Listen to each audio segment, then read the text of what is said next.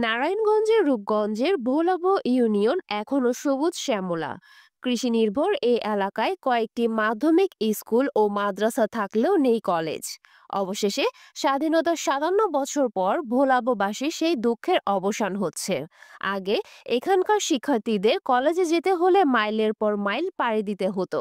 ছেলে মেয়েদের বিদ্যাপীঠে পাঠিয়ে উদ্বিগ্ন থাকতো মা বাবা।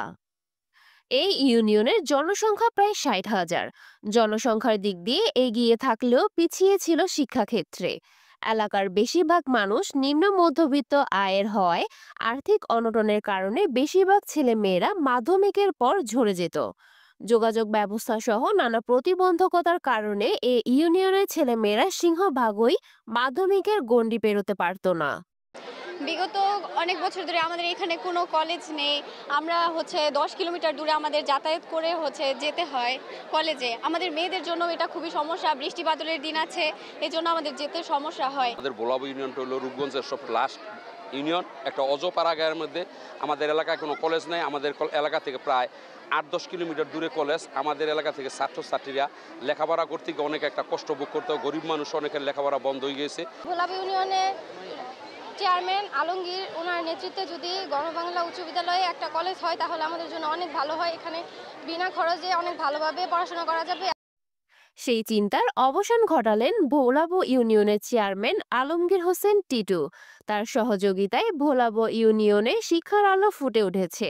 মঙ্গলবার এসএসসি কৃতি শিক্ষার্থীদের সংবর্ধনা অনুষ্ঠানে ভোলাবো গণবাংলা উচ্চ বিদ্যালয়ে কলেজ করার ঘোষণা দেন। মঙ্গলবার দুপুরে ভোলাবো ইউনিয়নের গণবাংলা উচ্চ বিদ্যালয় মাঠে 38 জন এসএসসি পরীক্ষায় জিপিএ 5 প্রাপ্ত কৃতি শিক্ষার্থীদের সংবর্ধনার মধ্য দিয়ে এই কলেজের উদ্বোধন করা হয়। আমার ভোলাবো ইউনিয়নের জনসংখ্যা 60,000, প্রায় 4টা হাই স্কুল এবং প্রায় 9টা কিন্ডারগার্টেন মাদ্রাসা রয়েছে, কিন্তু আমার ইউনিয়নে কোনো কলেজ নেই।